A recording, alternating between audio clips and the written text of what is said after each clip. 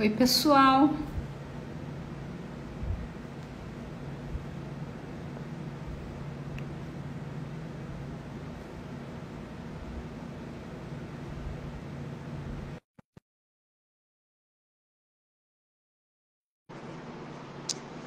Oi, pessoal, boa noite. Vamos chegando a mais uma live da Abrafim.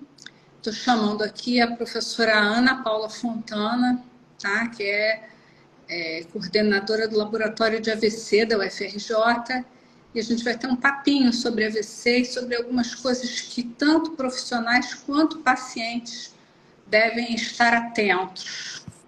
Cadê a doutora Ana Paula?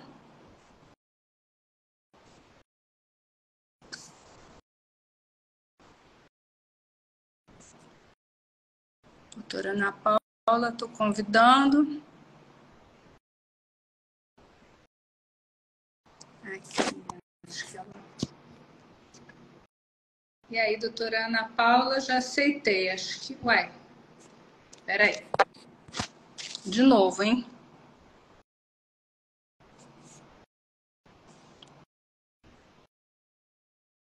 Doutora Ana? Ah, finalmente. Agora sim, legal. Boa noite a todos. Tudo bem. Coitada da doutora Ana, está numa dupla jornada, que eu estou sabendo. Está vindo para outra. Mas é porque que ótimo, né? Que maravilha. É verdade. É uma época muito importante, porque nós ontem tivemos o Dia Mundial do AVC e para nós, terapeutas, é uma data muito importante e a gente precisa, enfim, alertar e ficar alerta a uma série de coisas. Então, sem mais delongas, eu queria aqui apresentar a nossa convidada de hoje. Essa aqui é uma live da Abrafim, que é a Associação Brasileira de Terapia Neurofuncional. Eu sou Solange Navarro, fisioterapeuta e diretora secretária da Abrafim. Estou tendo a de receber aqui uma das maiores autoridades em AVC, né, que a gente tem no nosso país, que é a professora doutora Ana Paula Fontana, que é professora de fisioterapia neurofuncional da UFRJ e tem o seu pós-doutorado em neurofisiologia na Universidade de Lyon, na França. Além disso, a professora doutora Ana Paula é sócia fundadora da Abrafim. Nós devemos muito a ela, que foi ela quem registrou as imagens da fundação da Abrafim. E ela é a coordenadora do laboratório de AVC da UFRJ, onde ela atende muitos pacientes com AVC.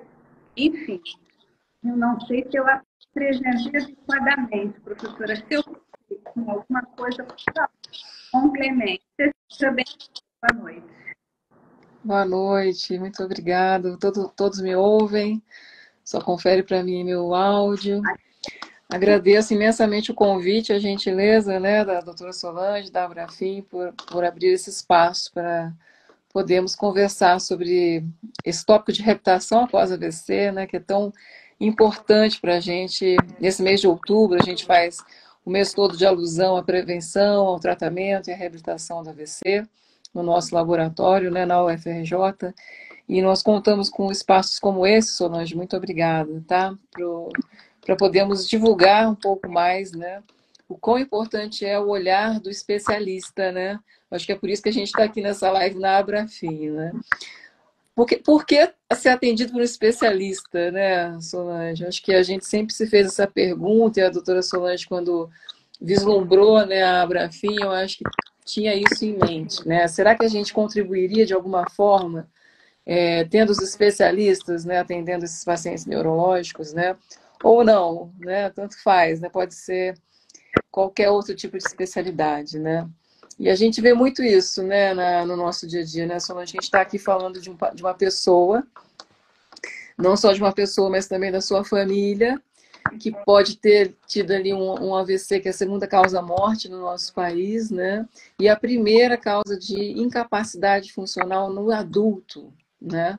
Levando a 70% dos nossos doentes a não retornarem para suas atividades laborais, de emprego, trabalho.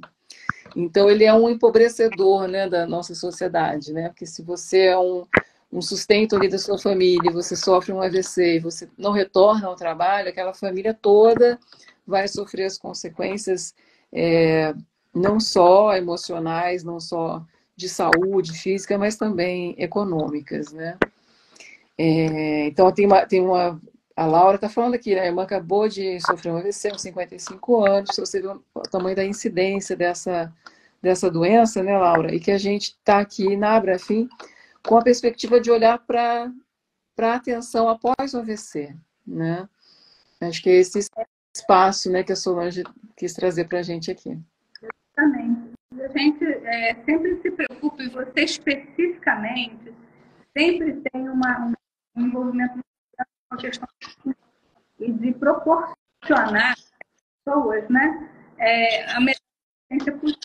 Infelizmente, não tem hoje no SUS alguns procedimentos que mudam, né, a evolução e o curso do AVC, como a trombectomia e a trombólise, etc. E eu queria saber se tem alguma coisa a comentar em relação a isso. Sim, né? Eu tive a chance de trabalhar no serviço há 20 anos atrás, que já se fazia trombectomia mecânica e trombólise nos pacientes.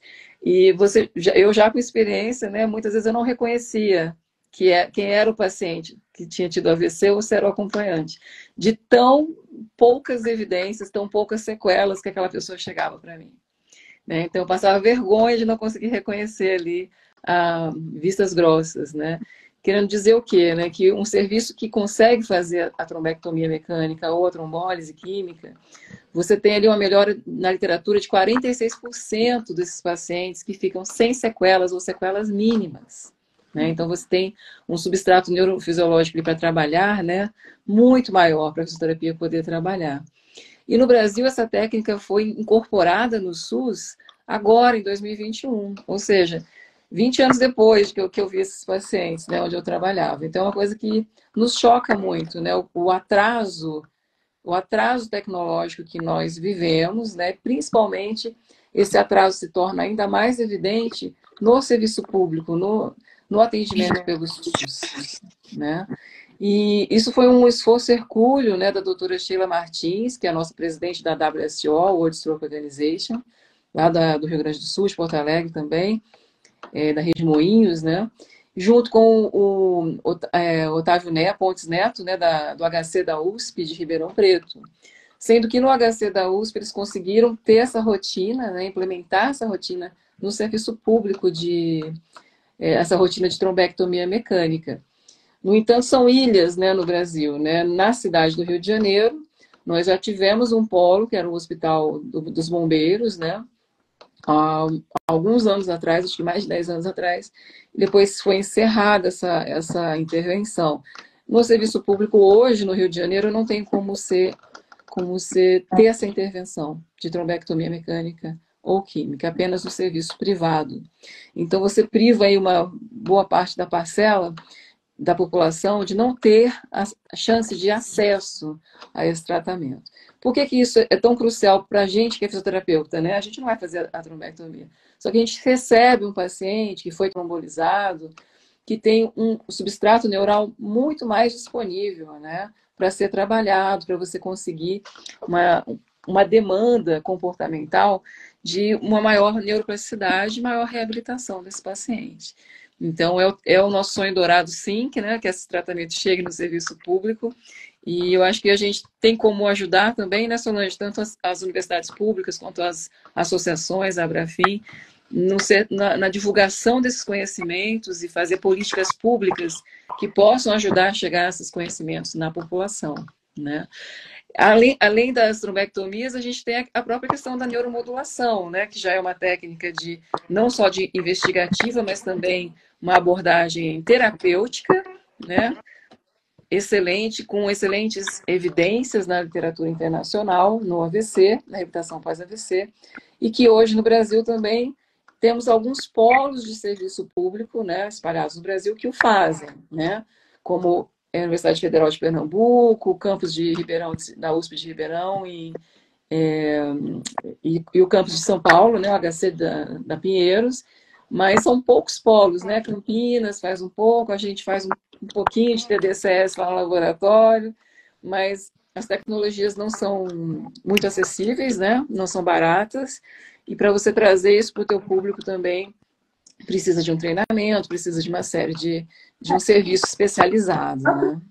O protocolo acaba não sendo muito barato, porque, independente do custo dos aparelhos, a periodicidade das aplicações, a gente não tem nem como comparecer com essa periodicidade, né, ao tratamento, enfim.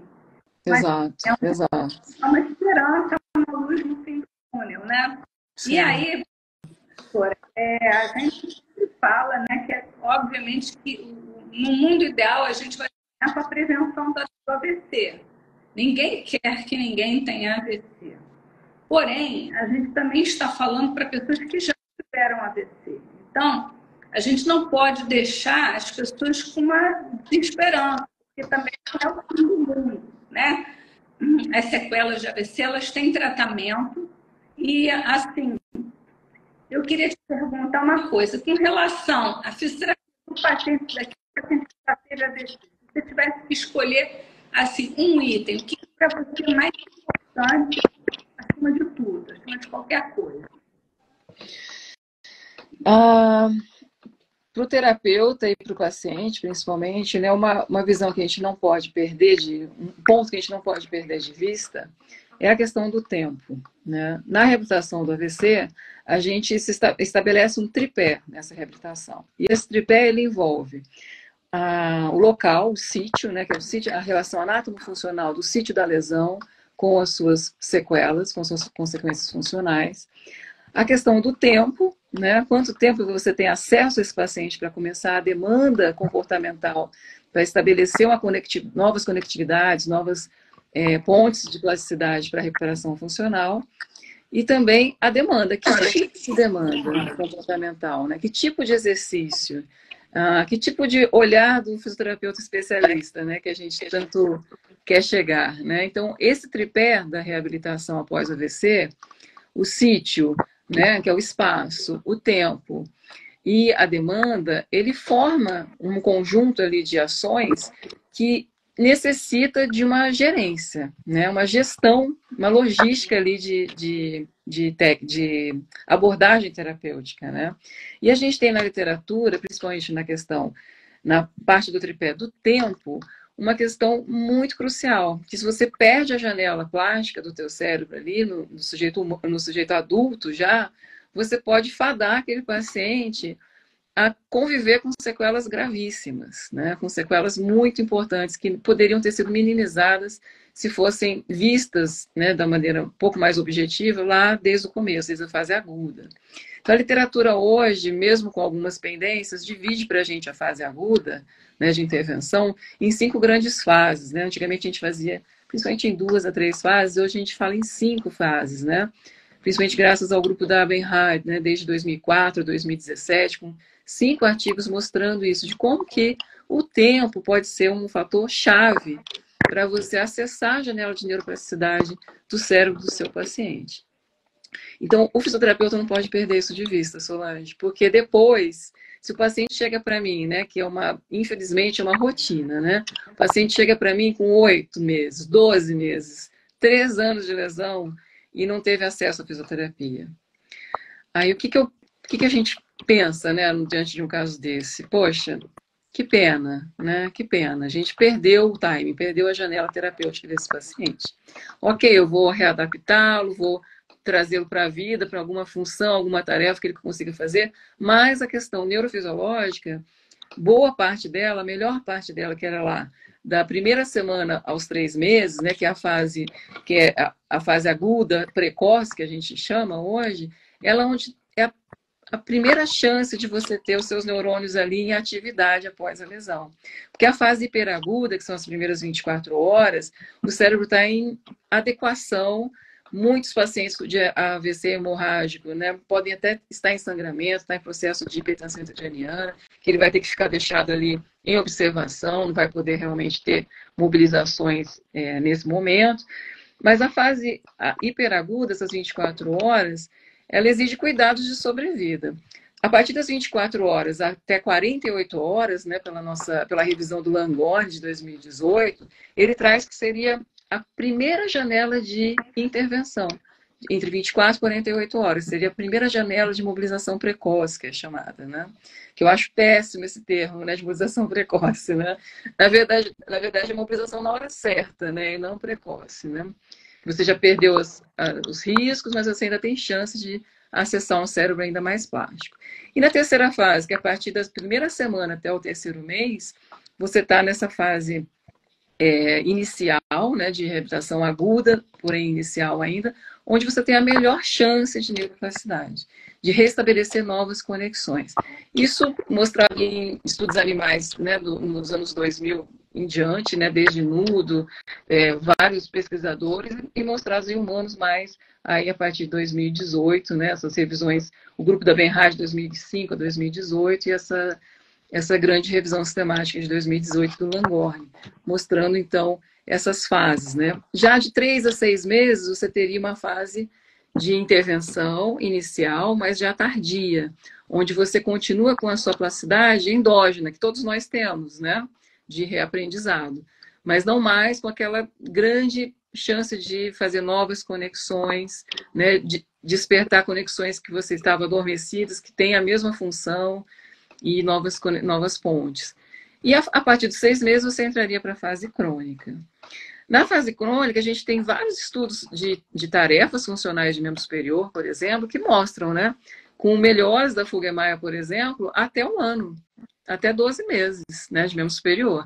Então, você tem aí, mesmo na literatura, mostrando janelas bem críticas de tempo, né? Então, essa da primeira semana aos 3 primeiros meses, ela é a sua maior janela de plasticidade. Então, também exige da gente, né, a logística da orientação do especialista, né, de você conversar com o teu paciente, com a família, de que, olha, se é para investir é agora, né, desse primeira semana até os 3 primeiros meses, porque os recursos são finitos, né, e as demandas são infinitas. Então, o paciente, a família precisa de uma orientação, né, de até quando que ele investe, quando que é a fase melhor de investimento, né? E isso é papel nosso também, né? Esse é papel de gestão de saúde, né, da equipe de reabilitação, né? Então, o especialista fisioterapeuta pode e deve conversar, deve fazer essa orientação ao seu paciente, à sua família, né? Então, eu diria isso, que a janela de tempo, né, Solange, crucial, é o que você não pode perder de vista, que é a nossa grande chance, né, do fisioterapeuta fazer a diferença na reabilitação e na fase crônica daquele paciente. Porque é na fase aguda e subaguda que você estabelece o que o paciente vai ser na fase crônica. Se você perde essa janela, se você perdeu as orientações ali, até bem básicas, né, como quando entrar com uma ordem de posicionamento, quando orientar como você mobiliza, como você posiciona um membro superior corretamente, uma tibiotársika ali no leito. Se você perde essas orientações básicas na fase aguda, você chega para mim lá na fase crônica, depois de 6 meses, com um paciente em hipertonia de plantiflexão, intervenções, né? E a janela de tempo é tão crítica que, olha só, se você pensa a longo prazo, né? Se você não interviu na janela aguda, como um simples posicionamento, né, de uma articulação ali, um punho, por exemplo, né, em posição neutra, e esse paciente, infelizmente, entrou para a espasticidade, entrou na sua fase crônica com a manifestação da hipertonia elástica, no ano, né, isso é literatura, ao longo do primeiro 12 meses, ele vai desenvolver uma hipertonia acima de Ashworth 1+. Dessa forma, você precisa de intervenção. As intervenções na literatura de melhor escopo, né, de melhor atuação, é a toxina botulínica até os primeiros 6 meses após AVC. Olha isso. A maioria chega para a gente com mais de 1 ano de AVC que nunca ouviu falar em toxina botulínica, a não ser para estética, né? É uma realidade que a gente vive. Nesse caso da hipertonia, por exemplo, se você perde os primeiros 5 anos e não fez alguma intervenção com posicionamento ou toxina, esse paciente vai acabar na cirurgia de tenorrafia. Ou um passo anterior, que seriam as cirurgias de de cordão posterior, né, de raiz posterior, e culminar ali ao longo dos próximos anos com a tenorrafia, e você perde qualquer função daquela articulação. Então, a gente está falando aí de uma janela de 10 anos após o AVC. E por que é importante, né, a gente lembrar disso? Porque você com certeza passa por isso no teu dia a dia, de que a pessoa tem um AVC e é tamanha a desorientação ali da família, de todo mundo ali, o baque é tão grande, né, a gente fala assim, né, que é difícil realmente a gente fazer uma previsão para 1 ano, para 5 anos, para 10 anos. Mas a gente, conhecendo a literatura, a gente precisa ter, né, essa linha do tempo estabelecida. Porque se você não atua no seu primeiro ano de AVC, esse paciente nos próximos 10... Como é que vai estar o seu paciente nos próximos 10 anos de vida, né? Vou aproveitar, porque esse assunto é muito interessante. Estão surgindo dúvidas aqui entre as pessoas. Eu só queria deixar claro, antes da dúvida da Laura, falar que... Vocês estão me ouvindo bem? Estão me ouvindo bem? Então, né? Falar que essa questão dessa janela terapêutica, ela abre vários questionamentos importantes. Primeiro, a atenção dos fisioterapeutas nas unidades de terapia intensiva. Eles precisam estar isso. E segundo, o acesso a um fisioterapeuta especialista o mais rápido possível. Meu áudio está cortando? Um pouco.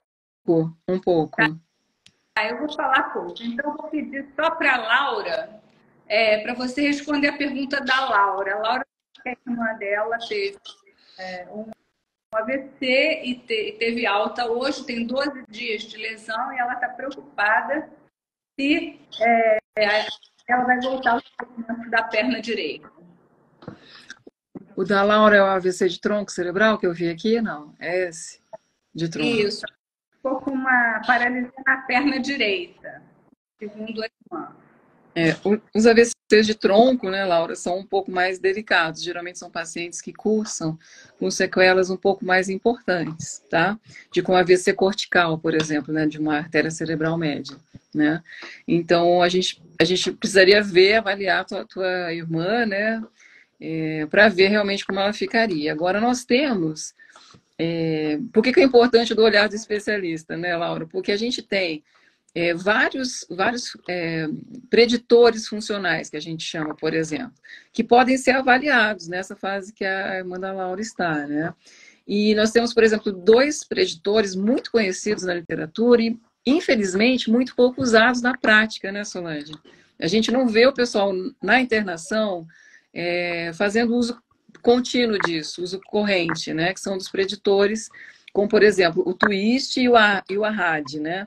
O twist, Laura, é uma avaliação que o fisioterapeuta neurofuncional faz do paciente, né? Onde ele vai predizer o tempo que ele vai levar para voltar a andar de forma independente. Né? Twist significa time to walk independently after stroke. E ele vai medir várias situações, né, em que você consegue... uma chamada aqui, desculpa. Através de um teste de força muscular, através de um teste de controle de tronco, que é o controle aqui do nosso corpo ereto, né, sem tombar, sem cair, mesmo sentado, sem apoio dos pés. E ele vai juntar esses fatores, né, essas notas, com uma outra escala, que é a escala FAC, né? Eu estou falando assim porque tem fisioterapeutas nos assistindo, então eles já podem ir se lembrando disso, né? E são notas que você, no somatório final, você consegue predizer em que momento que o paciente está ali com você e até onde ele pode chegar nos próximos 3 meses. Né? Então, se esse paciente vai bem nesses testes que eu estou fazendo, provavelmente nos próximos 3 meses ele vai estar andando de forma independente. Então, isso são notas que a gente tem que dar, são avaliações. Não é assim, por que eu estou falando isso, né, Laura? Porque não é assim, o que você, fisioterapeuta, acha que o meu familiar vai voltar a andar ou não. Não é assim, né? Primeiro a gente vai ter que ver o sítio de lesão, como você colocou aqui o tronco, e tem que avaliar, fazer essas avaliações dos preditores funcionais de forma objetiva, com métrica, né, com notas dessas avaliações, e calcular, olha, se ele tiver um twist ali, né, maior que 6, provavelmente é um preditor de deambulador independente em 12 semanas, em 3 meses. Então, a gente tem métricas para isso, né? Outro preditor de membro inferior para a marcha é o AHAD, né? Que que vê a força da abdução de quadril, né? O hip abduction, e a dorsiflexão, que é quando você levanta o pé para cima. Essa é uma nota de força muscular, olha, é um recurso que a gente faz, né, com as nossas mãos, não é tecnológico, não custa nada, né? O MRC que você faz ali nas primeiras 72 horas daquele paciente, e você tem como saber uma estimativa se com 3 meses após a lesão esse paciente vai estar andando ou não. Para membro superior, a gente tem outros 2 preditores, né, em que eles vão ser bastante específicos para a força de ombro, por exemplo, né, e função de mão. Então, se ele abre o ombro, por exemplo, na fase aguda, ele consegue abduzir o ombro e fazer, estender o punho dessa forma, né, estender a mão, pelo menos em grau 3 de força contra a gravidade, você prevê que esse paciente, até os primeiros 6 meses, vai estar podendo usar aquele membro superior de forma funcional, com o auxílio da fisioterapia, da terapia ocupacional, da estimulação comportamental, vamos dizer assim, né? Então, essas notas vão te dizendo o quanto que você espera que aquele paciente volte a ser independente. Esses 3 preditores que eu disse, né, eles são preditores totalmente comportamentais, que dependem da avaliação do fisioterapeuta na fase aguda, ou seja, lá no CTI, nas primeiras 72 horas. Ele não foi nem para enfermaria ainda, em muitos casos, né? E foge um pouco também, viu, Solange, uma coisa que a gente sofria muito lá em 2012, quando foi lançado o PrEP, né, pelo grupo do Stinner, que o PrEP era um preditor de funcionalidade de membro superior, de mão, mas que ele exigia, né, o pulso único pelo TMS, pela estimulação magnética transcraniana, para ver se haveria conectividade, né, do córtex com a medula, apesar da lesão encefálica. Então, o PrEP ele ficava muito restrito e a gente usava isso meio como desculpa para não fazer, né? Porque quase ninguém tem um TMS no CTI para testar, né? Mas esses outros preditores, eles são puramente comportamentais, puramente em teste de força muscular, né? Então, não tem o porquê do fisioterapeuta especialista não fazer uso dessas ferramentas para chegar aqui para a Laura, para chegar para uma família e orientar melhor a gestão terapêutica, né? Porque se a Amanda Laura, por exemplo, tiver um twist, uma nota boa, eu vou poder falar para ela, olha, Laura, vamos nos organizar, porque você vai ter que alugar uma cadeira de rodas, por exemplo, por tantos meses, pelos primeiros 3 meses. Então, você não precisa comprar uma cadeira, você pode alugar. Ou não, imagina, essa história pode ser reverso. Eu posso chegar para a Laura e falar, puxa, Laura, eu fiz aqui a minha avaliação funcional e eu acho que você realmente pode investir na compra de uma cadeira, porque ela vai precisar por mais de 6 meses. Se você for pagar o aluguel, você já compra uma cadeira. Então, essas coisas simples, né, gente, de organização terapêutica, para quem está no olho do furacão, sabe, naquele momento assim do desespero, fazem toda a diferença. Porque você tem recursos que você sabe como organizar, como orientar, né? Direcionar, acho que esse é o verbo, né? Porque não é só aí, né? O paciente vai precisar de uma órtese de posicionamento, ele vai precisar de uma barra no banheiro para se apoiar, talvez um leito especial, pagar terapias ou ter deslocamentos. Os nossos pacientes da UFRJ, vou te dar esse exemplo, eles sofrem já com o deslocamento, ele precisa de uma passagem, precisa de alguém que o leve, de ônibus, de trem, enfim. Como que esse paciente cadeirante chega de trem para mim ali na UFRJ, né? Então, só esse deslocamento, essa logística de deslocamento, eu preciso avisar a família, olha, eu vou precisar dele aqui 2 vezes na semana pelos próximos 6 meses. Quando você fala isso para a família fica, nossa, então peraí, como é que eu vou ter licença do meu trabalho para trazer o meu pai aqui 2 vezes por semana, pagar transporte e tudo mais, né? Então, essas logísticas, elas precisam fazer parte da conversa terapêutica, né? Da gestão terapêutica do especialista neurofuncional com a família. Por isso é muito importante o especialista. Eu meu áudio está cortando, né? Tá um pouquinho, sim, Não é teu fone? Você está com o microfone, não, né? Não. Vou botar assim, ver se melhora. Sim. Melhorou. Então, eu acho que esse acesso ao especialista ele é fundamental, principalmente nessa fase dessa janela terapêutica. E ele é um grande gerenciador também de recursos, né? Como você está falando, porque a família não sabe. E hoje em dia o que mais tem é cura milagrosa, né? A gente vai fazer milagre, vamos fazer uma terapia tal, vamos fazer uma terapia tal que vai melhorar. E às vezes não é o caso, né? Enfim, às vezes o mais importante é fazer o mais simples, bem feito, né? E muitas vezes assim, quando a gente não tem um especialista nessa fase inicial, a dose terapêutica pode ser abaixo da necessária, né? Esse potencial plástico, ele pode ser subestimado, né? E aí eu vou aproveitar e vou botar a dúvida da doutora Érica Quaresma, que acho que é uma colega nossa, fisioterapeuta, que ela diz, acho que é uma familiar dela, deve ser que alguém descobriu que teve um AVC e anda tendo umas crises. E que ontem mesmo passou mal e fica com o hemicorpo esquerdo dormente, fraqueza e quase desmaiando. E ela está perguntando como nós da físio podemos atuar. Eu acho que tem que levar no médico, né? O que você acha, Ana? Você traz um ponto super importante aqui, né? Super importante, que é a questão do reconhecimento dos sinais e sintomas do AVC, né? Porque muitas pessoas e famílias, mesmo o paciente já tendo passado por um AVC, elas não são aptas a reconhecer prontamente os sinais e sintomas. E a gente vê muito isso, né? No segundo evento, né? Ah, meu pai teve um AVC e 2 anos depois, que é uma estatística imensa, né? Mais de 40% dos AVCs vão ter o segundo AVC em 2 anos, e a família não soube reconhecer os sinais. Então, como você está falando aqui da Érica, viu, Érica? Isso é super importante. Esses sinais que você conta, né, desse passar mal, dos sinais que você está falando, eles vão muito a favor do AVC, né? Então, será que ele está tendo um novo episódio, um agravamento do AVC que ele já teve, enfim. E isso exige o quê, né, da família, do terapeuta? Um pronto atendimento. Você tem que pegar essa pessoa e se deslocar para um serviço de emergência. Todo AVC é uma urgência clínica. O que significa isso?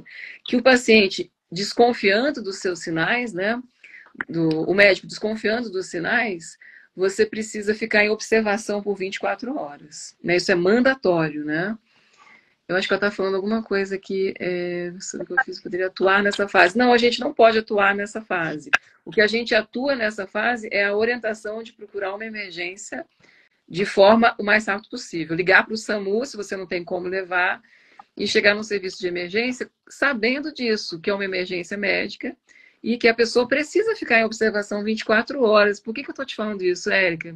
Porque eu não canso, e a Solange também não cansamos de ouvir relatos de pacientes nossos que chegaram numa emergência médica, principalmente pessoas jovens, né? Os AVCs que dão em jovens, 20, 30 anos. E existe até um preconceito de gênero também, né? De que os homens, os meninos, moços, né, de 20 e 30 anos, poderia ser o uso de álcool, entorpecente, enfim. Ainda mais porque você perde a coordenação da fala, né? Então já é uma coisa que leva para esse raciocínio, infelizmente. É um raciocínio leigo, mas pode acontecer numa emergência, tá? E dispensa essa pessoa. Fala, ah, não, toma um soro aqui, vai para casa, tal. E aí o paciente continua em casa, agravando o seu quadro de lesão cerebral.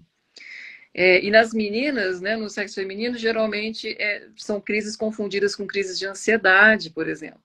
Né, se você ver no nosso Instagram aqui do Lábio, né, Solange, ela vai ver a entrevista do canal da Camila Desmiolada, que passou por isso, né? Ela teve 3 eventos de AVC e somente no último ela foi atendida. Nos 2 anteriores, num período aí de 24 horas, ela foi mandada para casa, tá? Com todos os sinais e sintomas de um AVC. Então é importante a família, o público em geral, saber disso. Como emergência médica, você precisa exigir que aquela pessoa fique em observação clínica, médica, no serviço de emergência, 24 horas, tá? Para ser orientado. De preferência que você faça uma tomografia. Tomografia, gente, computadorizada, a gente tem em UPA, né? Agora, né? Nas UPAs você tem uma TC. Então, é muito difícil a pessoa não ter esse acesso, né? Só que, infelizmente, a gente vê. Eu estou falando isso, viu, Érica, na minha experiência de capital de Rio de Janeiro. Então, a gente leva esse raciocínio, obviamente, para o interior, né? Para uma situação mais longe, uma situação no interior do Rio Grande do Norte, interior do... Entende? Em situações mais... Interior do próprio Rio de Janeiro, né? Em situações mais difíceis, né? Então, isso é muito importante, essa tua pergunta, para conscientização, né? De reconhecimento de sinais e sintomas do AVC. É muito importante mesmo e a gente saber que nós, como profissionais de saúde, temos obrigação de reconhecer e encaminhar. Infelizmente, muitas vezes esses pacientes não recebem a devida atenção, né, nos espaços onde eles precisam ser cuidados, mas a tendência é que a gente cada vez mais consiga conscientizar as pessoas, por isso a gente está aqui hoje, na verdade. E a doutora Ana Paula, ela tem um trabalho muito consistente na UFRJ, com o Lab AVC, onde ela tem um ambulatório, que ela tem pacientes com AVC, não é verdade? E uma vez por ano ela faz o Stroke Camp. Você pode explicar um pouquinho, falar para a gente um pouquinho do seu ambulatório, o que é o Stroke Camp, o que você pode ajudar a gente aqui? Então, Solange, obrigada pela pergunta. Esse ambulatório ele começou em 2006, né, lá no HU ainda, e é um ambulatório que veio de uma demanda absurda de pacientes, né, pela incidência de AVC. Então, a gente sofre aí uma demanda de pacientes muito alta, né, como todos os serviços públicos, e a gente começou a atender especificamente esse caso, né, o paciente com sequela de AVC. E é interessante que dentro desse rol de pacientes com AVC, né, até os alunos que vão trabalhar com a gente sempre falam, nossa, mas não era só AVC, né? Não eram para ser todos parecidos. E não, e você vê uma gama ali vasta de sequelas completamente diferentes, dependendo da área de lesão. Então, é uma área tão rica, né, de trabalho, de aprendizado, de ensino, que ela se estruturou normalmente, ela não depende de mim, praticamente, né? Ela se estruturaria de qualquer forma ali na UFRJ, porque ela é extremamente necessária, né?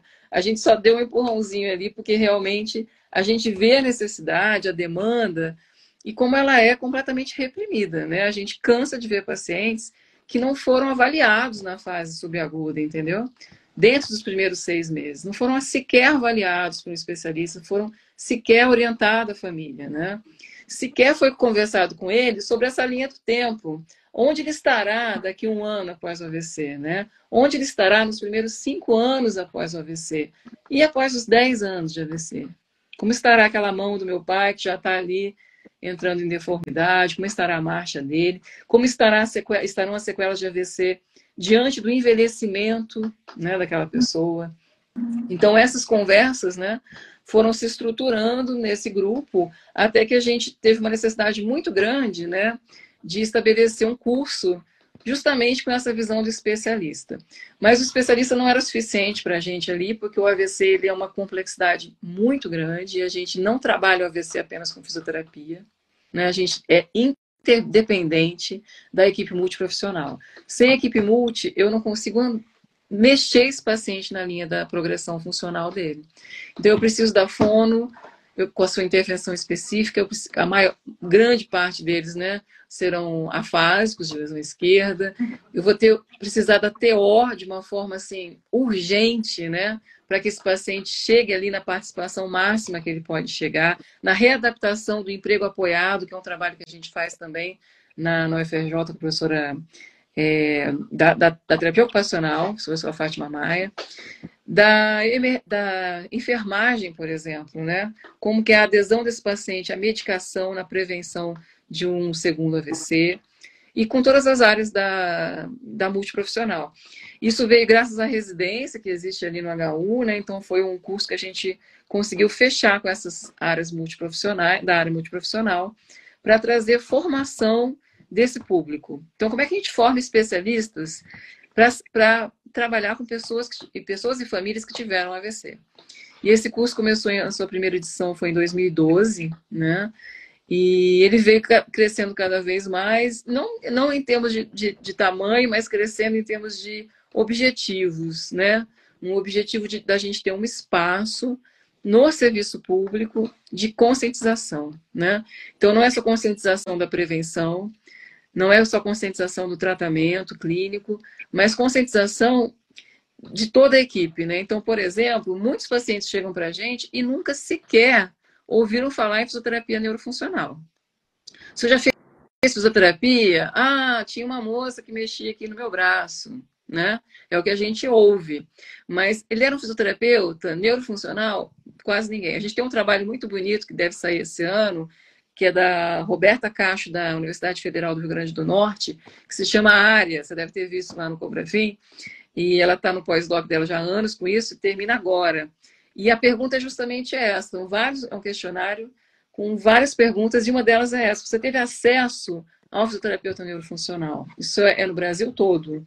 E o índice é baixíssimo. Baixíssimo, Soane. Você teve alguma orientação sobre o posicionamento do membro superior na enfermaria? Incidência. Olha eu dando spoiler aqui, hein, Roberto? O Roberto vai ficar chateado comigo. Mas é um estudo importantíssimo, porque ele guia a atuação do especialista, né? Acho que ele vai ser um guideline para a Abrafim, né? Para, olha, onde que eu invisto aqui na formação dos meus especialistas, né? E com esse curso do Stroke, né?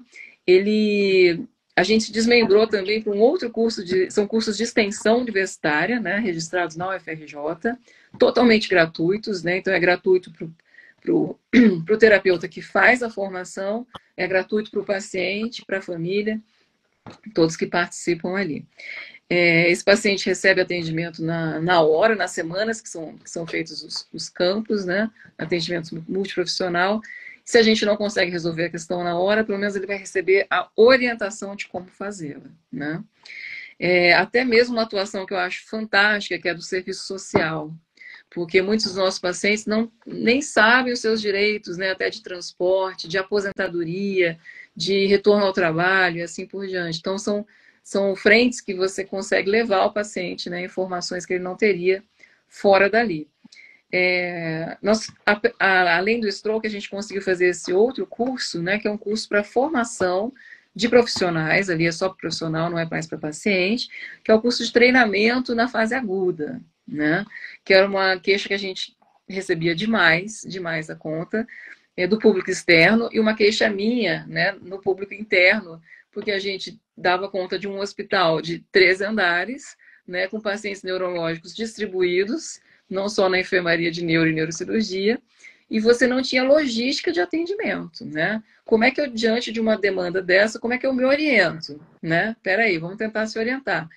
E a gente conseguiu fazer esse curso de formação para que as pessoas tenham acesso a essa informação. Como é que eu faço uma logística de intervenção na fase aguda, né? Com que protocolo, em que momento, com quais critérios de inclusão desse paciente, quais critérios de exclusão, o paciente que não vai poder entrar no meu protocolo de mobilização. Critérios de interrupção, porque às vezes o paciente passou nos seus critérios de inclusão, mas no meio de um atendimento, da rotina de atendimento, esse paciente ele agrava e tem que ser retirado, né? Tem que ser interrompido o protocolo. Então, esse curso acabou se desenvolvendo num projeto maior, né? E que hoje é um curso de extensão, então ele é gratuito, aberto à sociedade, ao público, tem que ser formado em fisioterapia, e você pode ter esse treinamento de atuação da fisio neurofuncional no CTI e na enfermaria. Né? Que e eu dá acho que certificado? Fala de novo para mim. Ele dá certificado esse curso? Todos têm certificado, tanto o Stroke Camp quanto o de treinamento funcional, treinamento profissional, que é com certificados de extensão da UFRJ. Porque é importante que nós estamos agora na fase de inscrição para o título de especialista pela Abrafim, né? O edital está aberto e as inscrições estão abertas, então se você tem mais de 2 anos de formado e tem experiência, trabalha com fisioterapia neurofuncional, é muito importante que você se submeta a esse certame público para obter o título de especialista, porque todo o trabalho que a gente está tendo enquanto instituição, enquanto Abrafim, é para direcionar o atendimento dos pacientes neurológicos, de maneira geral, para especialistas. Até por conta de tudo isso que foi falado, da janela de oportunidade e tudo mais, é importante que esses especialistas estejam vendo esses pacientes e dando a esses pacientes a maior possibilidade possível de retorno de função, né? São coisas muito simples, né? Então, a gente acabou fazendo nesses dois projetos de extensão essas duas frentes distintas, né? A frente do Stroke Camp, que é o treinamento do atendimento do paciente crônico, acima de 6 meses, e nesse treinamento de extensão também, que é o treinamento da fase aguda, né? Da fase hiperaguda e aguda. Então, você consegue sair com esse treinamento, né? São totalmente gratuitos pela UFRJ, com certificado, tá? De extensão, com uma carga horária até grande. E você consegue, então, até participar da prova, né? Isso vale carga horária, né? A carga horária pontua também, né? Eu sei que pontua muito nos concursos de residência, por exemplo, né? E esse trabalho da parte aguda, ele tomou uma forma, né? Graças à nossa doutoranda, Fernanda Lima, pessoa fisioterapeuta neurofuncional, né? Olha o valor do especialista, né? Que se aprofundou nesse tema conosco, com o laboratório, e nós conseguimos, então, desenvolver um protocolo de atendimento desses pacientes na fase hiperaguda e aguda. Né? E aí eu queria que você falasse, antes da gente terminar essa live, eu queria que você falasse um pouquinho sobre esse protocolo que você lançou recentemente no Cobrafin, né? Isso virou um livro e ele está sendo distribuído gratuitamente, né? Lídia, você vai fazer a prova a inscrição para a prova de especialista no site do COFITO. Você entra no site do COFITO que tem lá o link para o edital. Tá? Você tem que ler o edital e se inscrever. O Linktree da Abrafin também tem link para o edital, mas não está funcionando. Eu tentei entrar agora, não estava bom. Então, é isso, tá, gente? E aí eu queria que você falasse do seu livro, por favor. Gente, isso que a doutora Solange está comentando é importantíssimo, né? A gente precisa aumentar o número de fisioterapeutas neurofuncionais, especialistas no nosso país, né? Porque é com essa massa crítica que a gente consegue desenvolver trabalhos e avançar na nossa profissão. Então, essa chamada da doutora Solange e dessa prova de especialistas, né, pelo COFITO é importantíssima. Peço a todos que puderem, né, entrar em contato e ver a sua possibilidade. Falando um pouquinho do trabalho, né, da fase aguda, esse é o livro, né? Eu acho que eu estou até te devendo essa versão impressa, não sei se chegou até você, né, Solange? Mas essa versão, ela também tem digital e foi distribuída gratuitamente no Cobrafin, né? Então, você tem acesso a todo esse manuscrito aqui de forma gratuita, só ir no Lab AVC UFRJ, que tem um link na bio e você pode baixá-lo gratuitamente pela editora da UFRJ. E nesse livro, como é que a gente chegou nisso? Né? Isso começou lá em 2013, então quando a gente já estava trabalhando no stroke com pacientes crônicos, a gente já se incomodava demais com o atendimento, com a nossa atuação no paciente agudo, que era muito insatisfatório, era uma coisa que nos chateava absurdamente, porque esse paciente da enfermaria vem para o ambulatório e a gente chegava naquela conclusão, poxa, mas por que ele chega com uma dor no ombro tão comum, né, na fase do ambulatório? Por que acontece isso, né? E a gente vê que por uma simples orientação de posicionamento no leito, na fase aguda, a gente poderia prevenir, não é tratar, não, prevenir a incidência de ombro doloroso, né, de dor no ombro, ou a síndrome complexa regional, como é chamada, e por aí vai, né, ou encurtamentos e deformidades. Então, a fase aguda, ela estrutura o nosso paciente crônico, na maioria dos casos, não é em todos os casos, não é para todo mundo, mas numa boa parte dos casos, sim, ela é estruturada na fase aguda. E aí a gente via, começamos em 2013 esse projeto, né, com a Fernanda sempre presente, né, foi o TCC de residência dela, multiprofissional, foi o mestrado e terminamos o doutorado agora, com a publicação do artigo, do livro, do aplicativo de celular, né, que é uma coisa hiper prática, você está ali na enfermaria, terminou o atendimento, tirou a luva, pronto, já digita ali, já vê.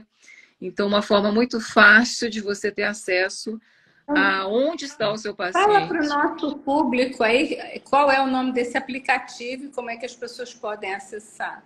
O aplicativo ainda vai ser liberado agora em março de 2024. Por hora, a gente tem o livro digital e físico. Gente, tá. Quem está perguntando do livro, no Linktree da Abrafim, entra lá que tem o acesso para vocês baixarem o livro digital, que isso é um trabalho. É isso que eu admiro no trabalho da doutora Ana Paula, porque ela não guarda informação para ela compartilha essa informação de alto nível, muito relevante, e que eu particularmente não conheço nenhum livro no mundo que aborde o que ela está abordando nesse livro. Já falei para ela que ela tem que passar para o inglês, mas ela está fingindo que não ouve. Ela faz a egípcia para mim, mas eu acho que ela tem que passar para o inglês e isso tem que ir para o mundo, porque eu não conheço iniciativa igual a ela, a essa. Vamos caminhando, então, né, Solange? Quem vamos quer caminhando. esse livro, entra no Linktree da Abrafim e baixa. Está gratuito lá, tá? Então, o que eu acho super bacana é que, assim, e eu discordo, né, que todas as pessoas que vêm falar sobre o livro, gostei do protocolo e tal. E o objetivo não era o protocolo, né? Não é ser um guia do que fazer, não é isso. O objetivo é trazer o conhecimento da primeira parte do livro, né, que é todo sobre essa questão da plasticidade, da janela terapêutica, de como você aproveitar esses preditores funcionais que a gente falou aqui, de você prever quando que esse paciente pode ficar em pé, pode voltar a andar, pode ter função de mão. Então, são conteúdos que o fisioterapeuta precisa estar armado com isso. Você precisa ter esses conteúdos embaixo do braço para qualquer discussão clínica, né, no CTI, na enfermaria, para justificar a sua atuação diante da equipe clínica, para justificar a sua atuação para o familiar e para o paciente. Então, esse conhecimento eu acho que é bem importante aí, e que facilitava, né, muito na época para a gente, como determinar o atendimento ali daquele paciente. Porque eu vou contar para vocês aqui, talvez uma coisa que aconteça com vocês, não sei, pode ser só lá em casa, gente, mas o paciente no agudo, no CTI ou na enfermaria, você fala assim, eu estou de plantão, tenho 24 horas aqui para atender esse paciente. Só que tudo acontece. Ele vai sair para uma tomografia, ele vai sair para um raio-x, é uma broncoscopia aqui, é um não sei o que lá ali, e assim vai. E o teu tempo correndo, correndo. Aí quando você vê, poxa, mas esse paciente estava na fase 2 do meu protocolo. Eu podia... O que eu tinha que fazer com ele? Se ele está na fase 2 aqui do protocolo. Quando vocês virem o livro, vocês vão entender. O paciente na fase 2, meu objetivo é chegar, é trabalhar com ele desde mobilização articular, por exemplo, até chegar com esse paciente sentado à beira do leito, sem apoio. Será que eu consegui fazer isso com ele hoje? Ixi, acho que não. Acho que não deu. Aí no dia seguinte, passei o plantão lá, e o terapeuta que chegou falou, não vai dar tempo também de fazer isso aqui, eu vou só mobilizar, só posicionar. Olha, infelizmente não deu tempo de chegar com ele sentado à beira do leito. Mesmo que seja com apoio ou na cadeira, enfim. E essa rotina, eu posso estar exagerando, mas não é. Ela acontece, porque é uma correria muito grande. E se você não tem uma conversa com a equipe, né? Com a equipe de fisioterapia ali do local, muito bem conversado, muito bem adequado, muito bem combinado, esse tempo voa e você não chega aonde? No teu objetivo terapêutico daquele paciente. Porque de 20 leitos que você tem ali, cada paciente vai estar num objetivo terapêutico diferente. Então, esse protocolo, que é bem simplesinho, bem básico, ele grosseiramente, ele vai dividir em 4 objetivos terapêuticos. Do paciente que está acamado no leito, pensa aí no paciente comatoso, enfim, que não tem a fase ali de ortostatismo. Pensa num paciente no segundo estágio, que é um paciente que você vai conseguir sentar com ele, né? Sedestação à beira do leito.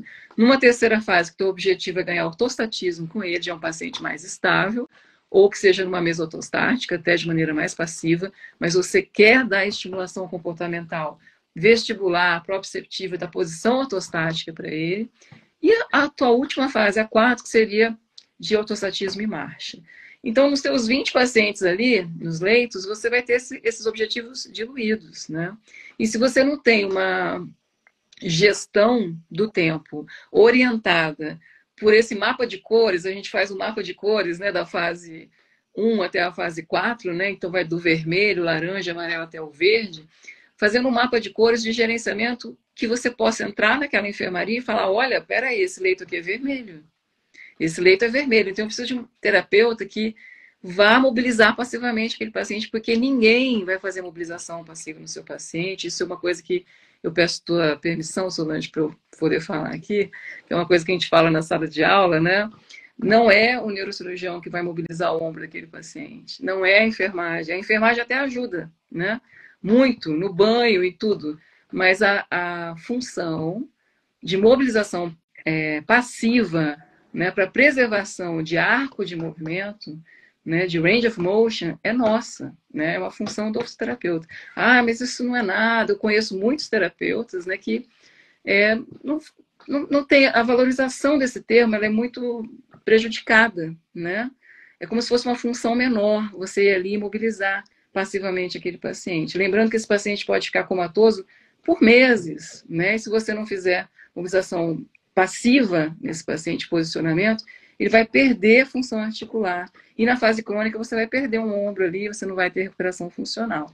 Então eu sempre coloco isso da função primordial, que é nossa, né? De manter a integridade articular, né? Eu acho que é uma função, assim, linda, primordial, que deve ser extremamente valorizada, né? E o protocolo prevê isso, né? Prevê desde ali, da mobilização passiva, até o ortostatismo com treino de deslocamento, treino de marcha, na fase aguda, na enfermaria. Nossa, quanto conhecimento foi colocado em tão pouco tempo, não é verdade? Eu queria avisar para quem perguntou que essa live vai ficar gravada, né? Então, quem gostou, por favor, divulgue para seus pacientes, porque essa é uma live que falou, né? Também pensando nos pacientes. Nós contribuímos com muita informação para fisioterapeutas e para a população. A Érica quer que a gente responda. Tive um AVC e agora? Ana Paula, o que a gente faz agora que eu tive um AVC? E agora você precisa procurar um especialista. Você precisa procurar um fisioterapeuta neurofuncional. Ah, Ana Paula, mas na minha cidade não tem. Então você pode, hoje, como a gente tem esse acesso aqui de telefone, de Instagram, de redes, você pode fazer uma consulta online, pelo menos, né? Então o Lab AVC, por exemplo, é aberto a isso. Pode entrar em contato com a gente. Tenho certeza que a doutora Solange também conhece vários outros locais em que você, pelo menos, viu, Érica, vai ter uma orientação de um especialista, tá? E no site da Abrafin é super importante colocar que eles disponibilizam uma lista, né, desses especialistas e onde eles estão, em que local, que estado, que cidade essas pessoas estão. Então, a gente tem que divulgar isso também, né, Solange, pela Abrafin. Olha, como é que eu acho a função, né, a importância da Abrafin, né? A Abrafin tem que ser conhecida, né? Tem que ser conhecida. É muito importante que nós fortaleçamos a nossa especialidade, né? E a forma da gente fortalecer é a gente se associar à Abrafin, a gente participar dos espaços devidos de participação, porque a gente vê que, infelizmente, até pessoas que têm título por causa da Abrafin não são sócias da Abrafin. Então, assim, como é que você tem o título de que é conferido por uma entidade que você mesmo não dá valor? Que valor vai ter o título que você tem se você mesmo não dá valor para ele, né? Para quem emitiu, para quem chancelou esse título. Oi, Érica, eu tô falando dessa forma que você tem que procurar um especialista. Tive um AVC, o que eu faço? Procure um especialista, porque a gente ouve muito, né, no dia a dia. Vou te contar um exemplo só, bem clássico. Ah, não, meu pai fez fisioterapia, até de um local que ele fala que você sabe que é confiável, mas, olha, fez 2 anos de fisioterapia. E quando você vai ver, não era um fisioneurofuncional e ele tratou de uma forma muito convencional, né? Como se não levando em consideração os sinais neurológicos daquele paciente. Então, você trata de uma forma completamente equivocada, né? Sem um objetivo final. Então, realmente, fora do raciocínio do especialista, é muito difícil você ter um atendimento assertivo. Muito, muito difícil. Pode dar sorte às vezes, tá? Mas é muito difícil. Então, a gente preza pela qualidade. Eu acho que a Abrafin tem essa função, né? Da gente prezar pela qualidade do atendimento. Fisioterapeuta, hoje, você grita na esquina, aparece trocentos aqui, né? Não era o caso de quando a gente se formou, né, Solange? Mas agora a gente tem muito. Você está sendo generosa comigo. A gente se Quase formou, lá. é ótimo, né? Mas hoje o que a gente precisa é buscar a qualidade da fisioterapia. né, a qualidade desse atendimento, né? Será que o fisioterapeuta conhece os sinais neurológicos, consegue atuar na tarefa, no treinamento de tarefa, no desempenho de tarefa daquele paciente, apesar dos sinais neurológicos que ele tem? Então, o especialista vai ter essa visão, né? Isso é super importante, tá? Por isso que a gente bate nessa tecla, né, de procurar o especialista. Ai, doutora Ana, ficaria aqui horas conversando, mas acabou o nosso tempo da nossa live. Quero te agradecer imensamente pelos conhecimentos, aprendi muito e tenho certeza que o nosso público aqui também aprendeu bastante e vai continuar aprendendo, porque essa live vai ficar gravada. Tá bom? Foi um prazer, Solange, eu que agradeço a todos aqui que tiveram paciência de nos ouvir. E gostaria de deixar essa mensagem de que a universidade pública, né, faz esse papel de disseminar o conhecimento, de produzir e disseminar o conhecimento e de fornecer atendimento de qualidade de forma gratuita à população. Esse é o objetivo, a função da universidade pública, dos cursos de fisioterapia das universidades públicas brasileiras. Obrigada, Solange. Um beijo grande. Boa noite, pessoal. Tchau. Boa noite, gente.